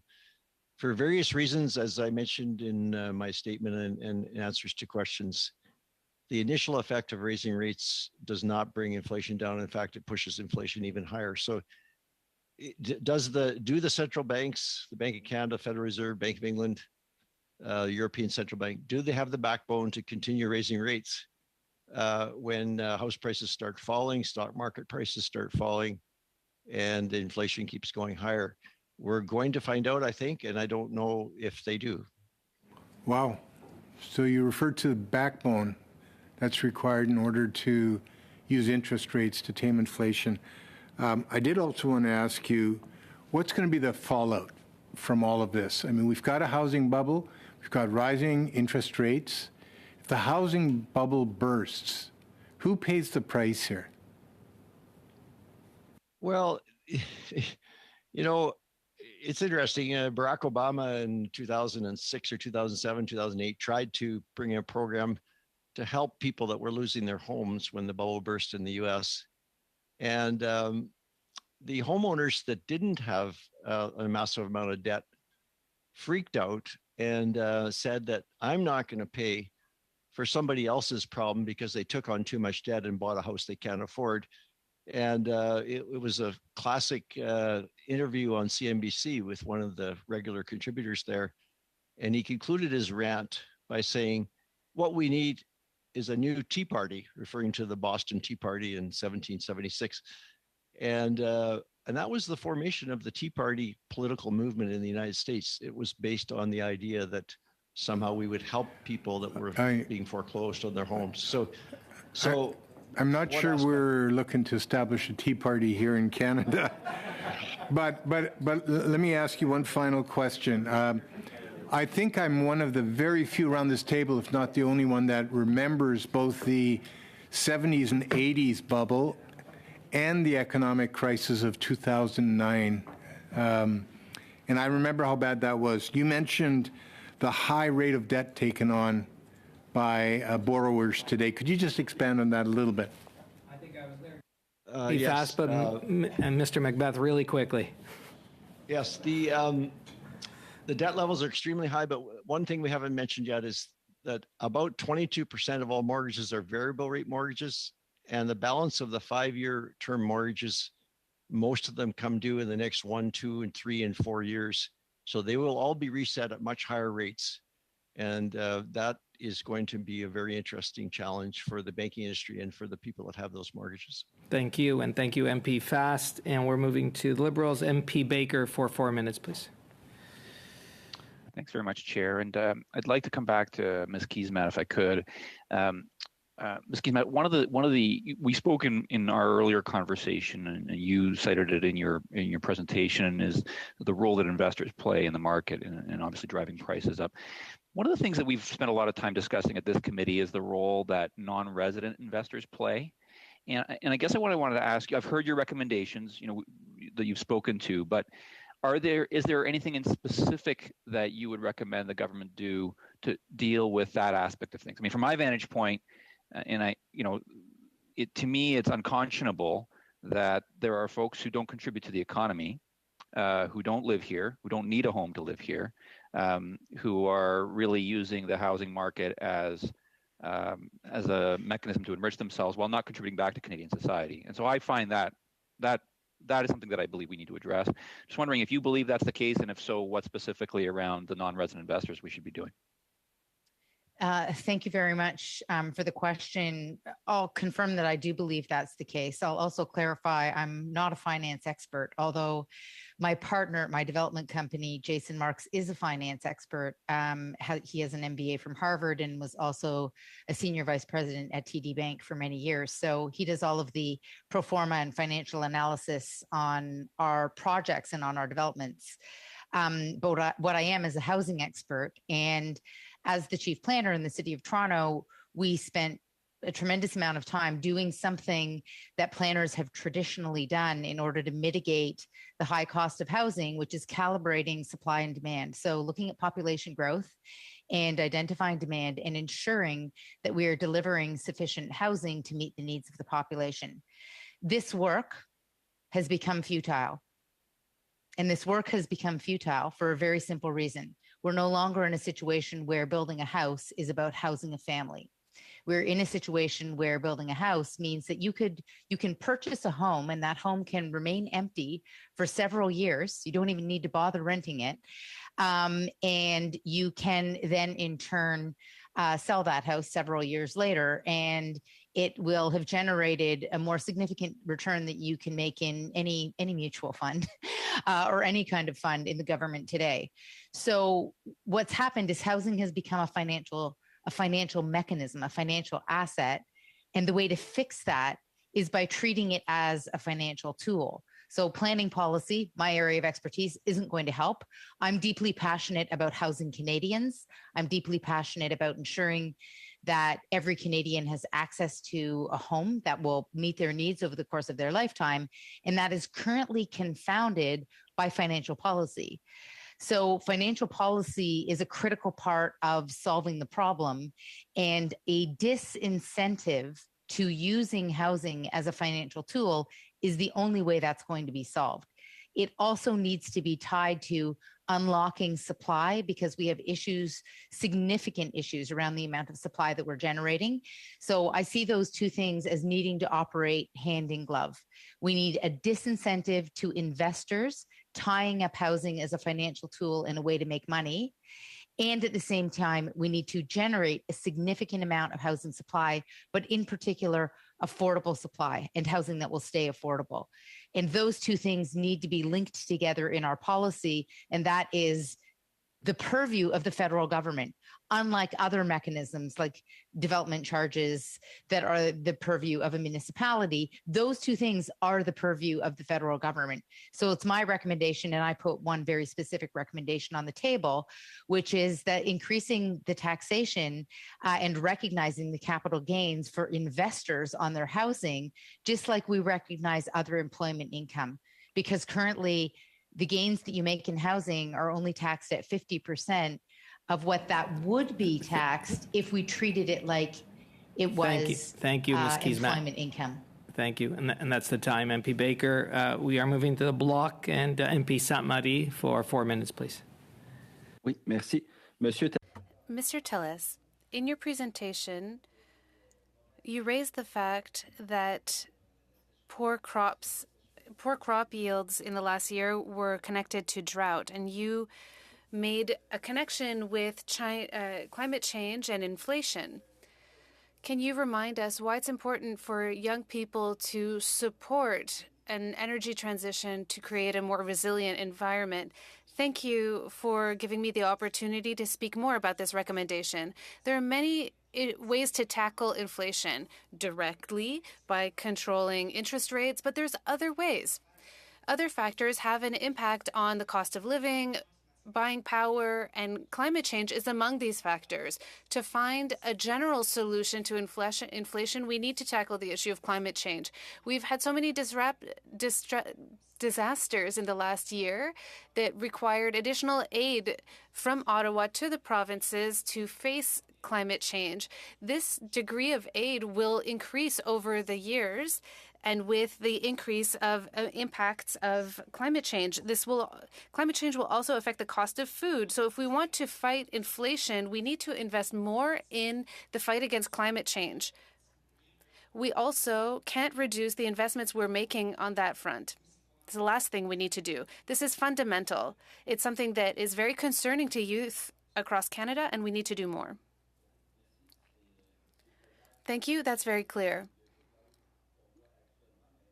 Indeed, we're seeing rising costs, but what you're saying is if we do nothing to fight climate change, it will cost us even more in the future. So I take good note of this. Thank you. And to conclude, you talked about single people without children. There are many programs in the last decades that provide support to families. But we don't think about single people or people without children. They fall between the cracks, and they can also be poor. Can you talk to us about this more? Indeed, this is a request that's connected to the housing allocation. This helps families, but we find that single people that don't have kids are facing financial barriers that are great. They don't have someone to share the cost of rent, so they find themselves with a very high burden with regards to housing costs. What we propose is to provide supplementary aid for single people without kids to help them face the increase of cost of rent because they don't have someone to share this burden with. It may even be a greater burden than families and kids. So this is a crack in the system that the federal government can come correct. Thank you. Is there another thing that you would like to raise for the committee? You know, I would insist on the fact that inflation doesn't affect all Canadians equally.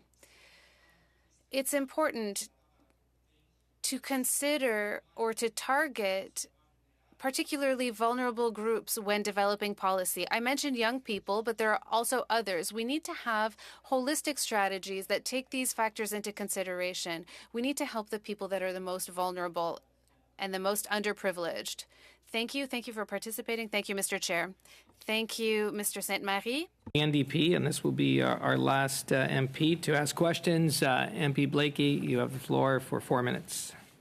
Thank you very much. So I guess I do want to come back to the question of rent geared to income housing and just trying to situate it in the larger question of a housing spectrum. And I wonder if maybe Ms. McIsaac would just like to speak to the impact that a serious deficiency in one area of the housing spectrum ends up having for folks in other areas of the housing spectrum. Now, sometimes when we lose rent geared to income housing, people just kind of drop out of the spectrum altogether into homelessness, but they might end up in shelters, they might end up in motels, as Mr. Chambers was speaking to not that long ago.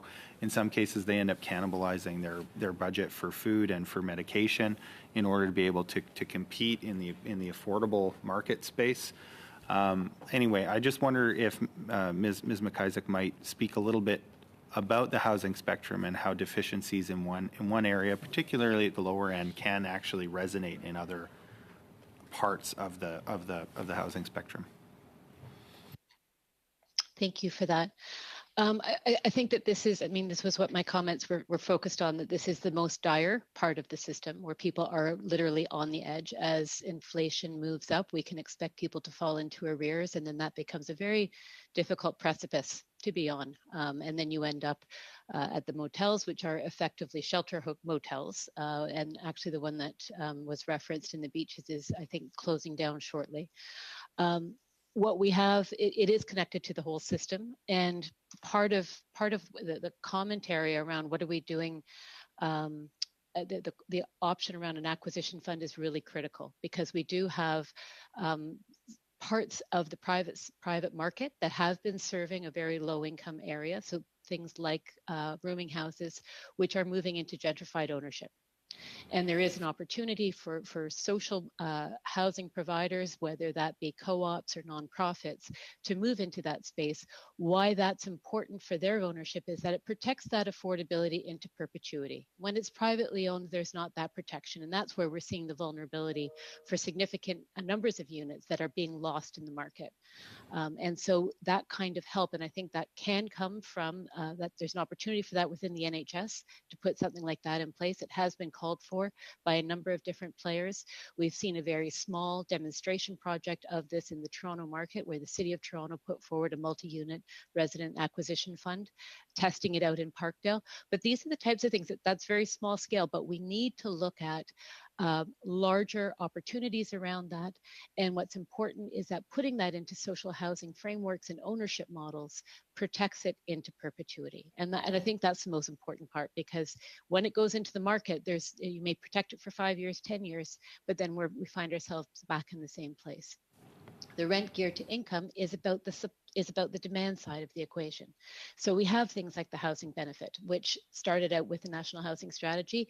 It could be wider, it could be deeper, we could do more there. Right now, it is only affecting a very small number of people who need supports in their housing. Rent geared to income allows people to have a more balanced budget in their household, so that it's at 30% as opposed to, in some cases, up to 50, 60, or 70% of the household income, which, as you rightly say, then moves people into using food banks and other ways of filling in the rest of the household essential needs. So I think that is something, but that's something to be worked out also with the provinces, because the provinces are the ones who are administering some of the RGI. This ties up with social assistance, which is also the purview of the province.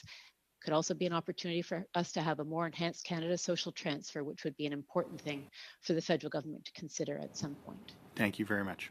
Thank you, and thank you, MP Blakey. And that is our time. I want to thank our expert witnesses on housing for informing our study on inflation in the current Canadian economy. On behalf of the members and the clerk and the analysts and the staff and the interpreters that will be putting our report together, we want to thank you for your remarks, for your testimony, for the answers that you have provided to the many questions. We thank you, and have a great day. Members, I'll need you for some time just to go over our subcommittee report. Members got? Okay, thank you. So members, you should have received the subcommittee report. So the subcommittee met on Thursday, March 24th, and you received the subcommittee report on the next day. Friday, I think it came at 4:32, clerk. It was distributed along with the report. You would have received just a schedule. Members would have seen a schedule looks like this. And just to see if members have any comments or anything about the report. The only thing that I see is that at the end of the report that the committee for members that do not sit on the subcommittee, the federal budget is presented during a regular committee meeting time. The subcommittee agreed that we would cancel the finance meeting that day. So if the budget was to be presented at the time of our committee meeting, that we would cancel our committee meeting on that day. And it's just to see if everybody is okay with that. Okay. Yes. MP Fast, yes. So the subcommittee agreed that if the federal budget is presented during a regular committee meeting time, the subcommittee agreed to cancel the finance meeting that day. So we would be able to be in the chamber and to listen to the, yeah, okay. So I think everybody's in agreement. Okay, so shall we adopt the report? There's one item in here. That once the Budget Implementation Act is presented in the House, the committee started pre-study on the bill. Yeah, so that was... Why would we do that? So that was agreed to by the subcommittee. MP Blakey, did you want to speak to that? Sure, I'd be happy to. I mean, I think the discussion there was just around trying to make sure that we have more rather than less time to be able to study the bill. And given that we're juggling a few different things, including wrapping up the EMA study, that it would be advantageous to have more meetings rather than less meetings. Yeah, I'd be very uncomfortable doing that because we do have the inflation study. And quite frankly, even today's meeting was just so rich with information about what's happening in our economy right now as it pertains to inflation that I do not want to see our current study program co-opted in any way by a pre-study of the budget. Certainly not without first seeing what the budget entails. You know, it could be a very tight, a narrow focused budget, which allows us to be, narrow cast the meetings we have here. It could also be a massive budget that will require extensive study, but we don't know that right now. And for us to prejudge that and suggest that we're already going to do a pre-study which may preempt or co-op what we're already doing at committee, at this point in time, I'm completely unsupportive of that. Thank you, MP Fast. I do have MP Chambers and MP Baker on this. Yes. Yeah. Thank you, Mr. Chair. I sense both arguments well. I would just like to put forward. I don't believe that the inflation study is kind of nearing its end. There are a lot of individuals and testimony we have not heard yet. I'm interested in hearing from grocers, telecoms, financial institutions. If we want to talk about how to keep prices low on Canadians and look at how we can tackle inflation meaningfully, I think there's a lot of work we have to do left on that study. So, put me down for not wanting to significantly impair our ability to focus on inflation. Thank you. Thank you, MP Chambers. MP Baker?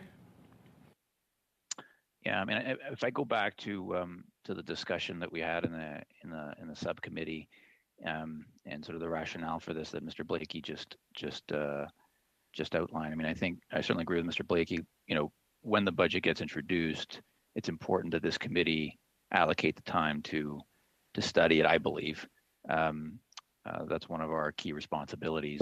And inflation, you know, the inflation study is also very important. I think we've certainly dedicated a lot of meetings to it. I know there's more meetings coming, but I think it's important that we do get to the budget. And what this motion, what's in the subcommittee report that was agreed to, doesn't stipulate, you know, the specifics. Doesn't speak to the size of the budget. It's not depending on the size of the budget, as Mr. Fast was alluding to, or the complexity or anything like that. All it's saying is when the budget does get presented, we should get to it as soon as possible, because and from my vantage point, that's the reason for that is because it's something essential that this committee does.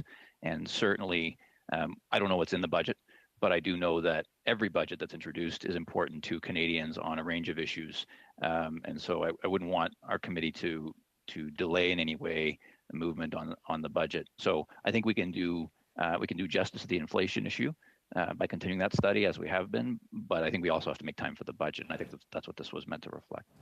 Okay, thank you, MP Baker. I know we're going to MP Samari. I did speak with the clerk. Yes, MP Baker's correct. We can do both, and that we did this, I guess, last budget. This is what we did with the last budget, with the pre-budget study. MP Samari.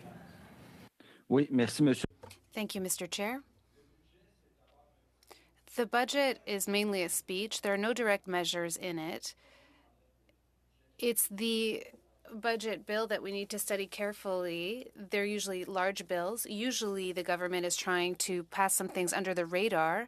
So I think the spirit of what was discussed at the subcommittee was to give ourselves enough time to go through it carefully, especially with special committees. We have limited availability to meet. At the same time, it was always very clear that we would continue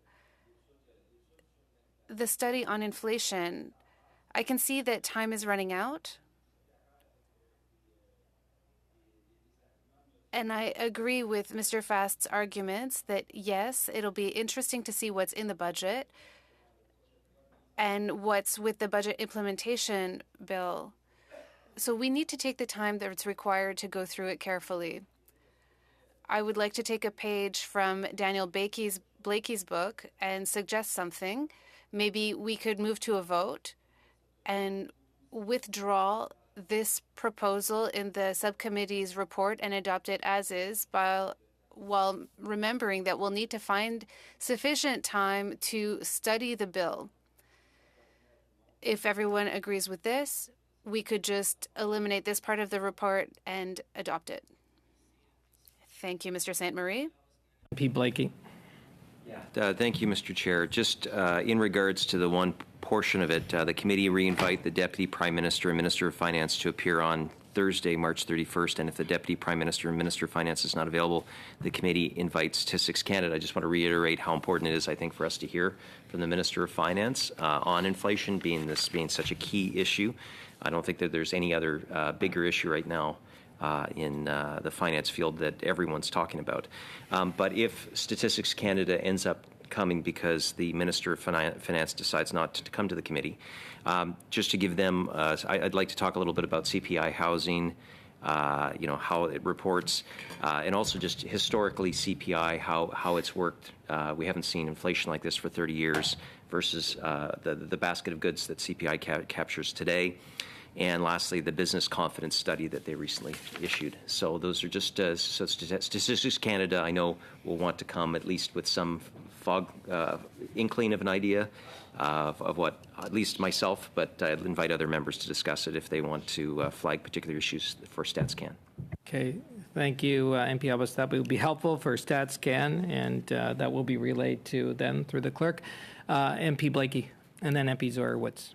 Thank you very much. So just to say, I mean, I'm open to Monsieur Saint-Marie's suggestion to take out the item around the pre-study today, but just with the cautionary note that, I know in the past, there's been a lot of extraordinary meetings at the Finance Committee to deal with the Budget Implementation Act. At a certain point, there'll be a desire to move things along because I'm sure there'll be a number of items in the BIA that the government wants to see implemented before the end of June, so that government can carry on with the business of implementing its items. And I know that committee life has been challenging in the pandemic context with the restraints on resources and things like that. So that's why I'm concerned to not see the committee tie its hands and forgo time leading up to when the BIA would pass, because I think it's important that we not end up in feeling unprepared to deal with the clauses of the bill as it goes through. And so that's why I'm open to a pre-study on this one. If the past is any guide, Budget Implementation Acts, well, I think it's regrettable. The fact is that they've been getting bigger typically, not smaller. And I think that means that unless we're going to be able to stop that practice, what we need to be able to do is make sure that we're finding time and committee to be able to conduct a proper study, which is why I'm open to the idea of a pre-study of this bill, even though, and I think this may be where Mr. Fast is coming from. It's not something as a general principle that I like, pre-studies of bills, but this one is likely to be large, and we're going to want time to look at it. And so, it's about trying to find the time in a context of limited resources to be able to have a proper study. So I know there are other committee members that want to speak. I'm open to taking it out for today, but I think it's something that we should then try to revisit before the 2 constituency weeks, just to make sure that we're not missing a window of time that could be allocated to the study of the BIA.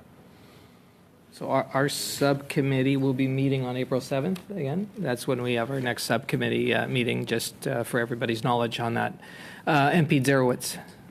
Thank you, Mr. Chair. I believe that we did this for the last budget, where we started the pre-study on the bill once the Budget Implementation Act was presented in the House. I'm hearing comments, a number of different comments from around the different parties. I agree. I do think this is going to be a fairly comprehensive budget. I do think it'd be helpful if we could perhaps, once the Budget Implementation Act is already presented, there's always a set of stakeholders that we typically hear from almost right out the bat, and it would be great if we could start with them. Is there, Mr. Chair, do you think, I want to sort of look around the room, should we just postpone it to the next meeting that we continue this discussion, or should we have a vote on this, or how are people feeling? I wish Mr. Samari was here, because then I could look into his eyes as well to sort of get a sense about it, but I have to do that. I have to do that through his fingers to see whether there's any appetite. Should we vote on it, or should we just punt it to the next meeting? So wanted to sort of look around to my colleagues where you kind of are feeling. Would you prefer to sort of move it to the next meeting? Okay, I think the sentiment is move it to the next meeting. And Mr. Samari, vous aussi? You too? Okay. So it looks that looks like that seems to be. I already know where the concerns are. So thank you, Mr. Chair. Okay. So, just for clarity, MP Albas. Are we just agreeing to take out that one, the pre-study, and then we just approve unanimously if that's the case? Yeah, so I think what I'm hearing is we are agreeing to the subcommittee's report as amended, and the amendment will be to take out that pre-study and revisit that pre-study, revisit that doing the pre-study on the Budget Implementation Act at our April 7th subcommittee meeting. Is that what everybody is? Yep. Okay, I'm seeing everybody nodding in the same direction? Okay. All right, so I guess so as the report as amended, yes, members? Okay, great. Shall we adjourn?